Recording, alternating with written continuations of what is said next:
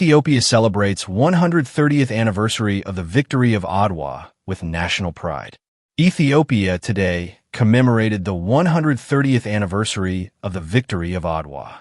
The central ceremony took place at Emperor Menelik II Square and the Adwa Victory Memorial in Addis Ababa, where President Haile Selassie led the nation in honoring the legendary triumph. Accompanied by high-ranking government officials, the president laid a wreath at the foot of the statue of Emperor Menelik II, signaling the start of a nationwide celebration themed from a proud history to a bright horizon. The wreath-laying ceremony was attended by a distinguished assembly of Ethiopian leadership, including Field Marshal Birhanu Jula, Chief of Staff of the Armed Forces, and Defense Minister Aisha Mohammed. Other key figures present were Tigest Chafo, Speaker of the House of People's Representatives, and Agna Tizhager, Speaker of the House of Federation. They were joined by Addis Ababa, Mayor Adanek Abebe, and Lij Daniel Jote, President of the Ancient Ethiopian Patriots Association, alongside federal police commissioners and former presidents, all gathered to pay tribute to the heroes who preserved Ethiopia's sovereignty. In a powerful social media address to the nation, the Prime Minister extended his congratulations, defining the victory as a testament to Ethiopia's unyielding national interest, freedom, and sovereignty. He emphasized that the triumph in 1896 was not merely a military feat against the Italian colonial army, but a victory over internal betrayal. He noted that despite differences in culture and faith, the ancestors stood united for a single cause. He defined true patriotism as the willingness to sacrifice personal interests for the dignity and honor of the motherland. The Prime Minister urged the current generation to replicate the spirit of Adwa in modern sectors such as agriculture, industry, tourism, and the digital economy. He underscored that a nation is built through firm capability and unwavering stance, expressing his hope that through the diligent efforts of its children, Ethiopia will remain respected and sovereign forever. This call to action aims to transform historical pride into tangible economic and social progress for all citizens. Joining the commemorations, the chairperson of the African Union Commission, Mahmoud Ali Yusuf, hailed the victory of Adwa as a beacon of freedom and a source of collective pride for the entire continent. In an official statement, he asserted that the victory proved Africans could break the shackles of colonialism and determine their own destiny. He described Adwa as a foundational milestone for the African Union's Agenda 2063 and the overarching vision of a united Africa, symbolizing African sovereignty, dignity, and unity.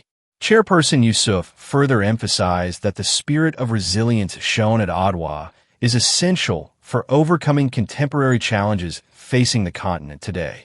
He noted that the victory provides significant moral ground for the EU's efforts in 2025, which has been designated as the Year of Reparations, to seek justice for past historical wrongs.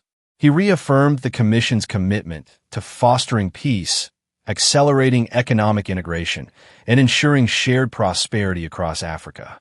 Throughout the capital, residents joined elderly patriots to recount the stories of the brave men and women who fought on the front lines 130 years ago. The atmosphere in Addis Ababa was one of deep reflection and celebration, as the sacrifice of those who fell at the Battle of Adwa was recognized as the bedrock of modern Ethiopian identity. The presence of the Ancient Ethiopian Patriots Association served as a living link to the past, reminding the youth of the heavy price paid for the independence they enjoy today. As the day concluded, the message across the nation remained clear.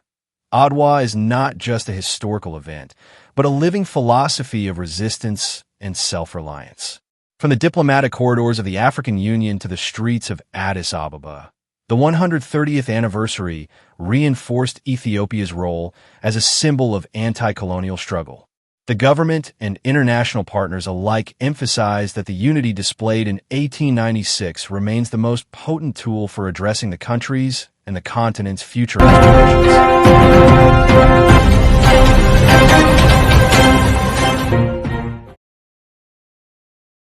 Weapons tracked from the UAE to Sudan's RSF via Ethiopia.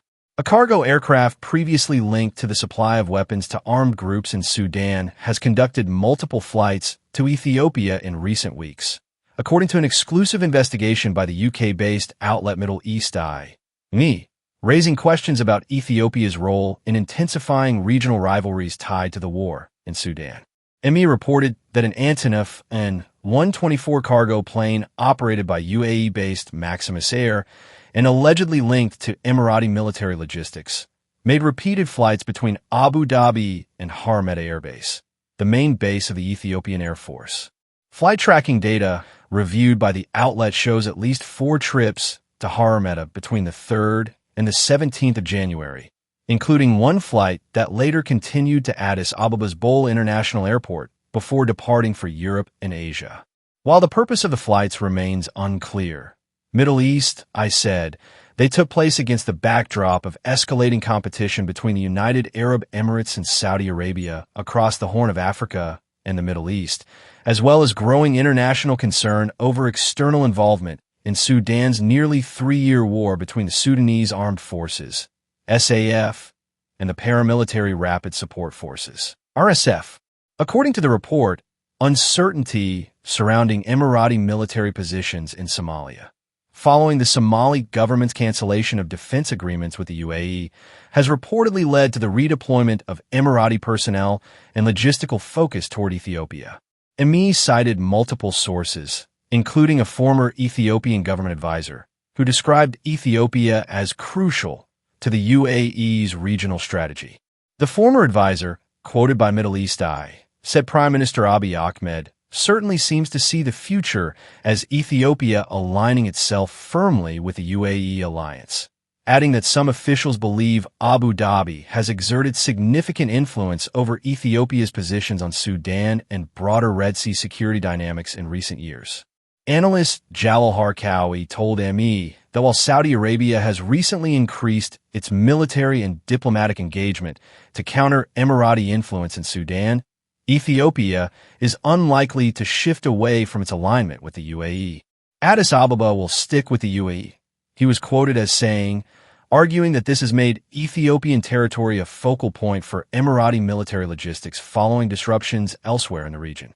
The In-124 aircraft tracked by ME, identified by tail number URZYD, is described as one of the world's largest military transport planes, capable of carrying heavy military equipment. Middle East Eye reported that the same aircraft had, days earlier, flown multiple times between military bases in Bahrain and Israel before beginning its series of flights to Ethiopia. Nathaniel Raymond, executive director of Yale University's Humanitarian Research Lab, told ME that repeated sorties by such a high-capacity aircraft to an Ethiopian military airfield should be of global concern, particularly given reports of increased RSF activity in the region. He added that if the flights were proven to be linked to arms transfers, Ethiopia would face pressure to restrict access to its airspace. The report further alleges that dismantled fighter jets and other military equipment destined for the RSF may have transited through Ethiopia in the past, alongside routes through eastern Libya. The UAE has repeatedly denied supporting the RSF, which has been widely accused of committing atrocities in Sudan's Darfur region. Middle East, I said it contacted the UAE's foreign ministry, Ethiopia's Ministry of Foreign Affairs, Maximus Air, and the RSF for comment. As a publication, no responses had been reported. The revelations come as Ethiopia navigates heightened geopolitical pressure in the Horn of Africa, amid the spillover effects of the Sudan War, competition among Gulf states, and ongoing concerns over Red Sea security and regional military realignments. Share this. Eritreans, Ethiopians, among those wounded in Iranian attack in UAE. Ethiopians and Eritreans reported to be among those who were wounded by an Iranian missile strike against the United Arab Emirates on Saturday. According to BBC Amharic, 3 killed and 58 others wounded in the 2 days of Iranian missile attack on UAE. Based on the report, the injury is not life-threatening. Those killed are Pakistani, Nepali, and Bangladeshi nationals. The country's Ministry of Defense shared updates on its X page. It said, since the beginning of the Iranian attack on February 28, 2026, 165 ballistic missiles launched from Iran towards the UAE have been detected. Of these, 152 were destroyed, while 13 fell into sea waters. 2 cruise missiles were also detected and destroyed. The deaths and wounds appear to be from a drone strike. The ministry said a total of 541 Iranian drones were detected, of which 506 were intercepted and destroyed, while 35 fell within the country, causing material damage.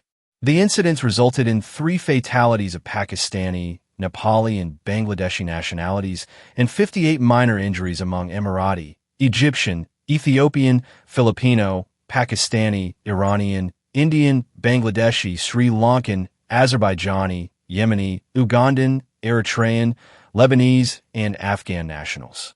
Israel and the United States launched a joint bombing campaign against Iran in the early hours of Saturday, targeting key military and political figures.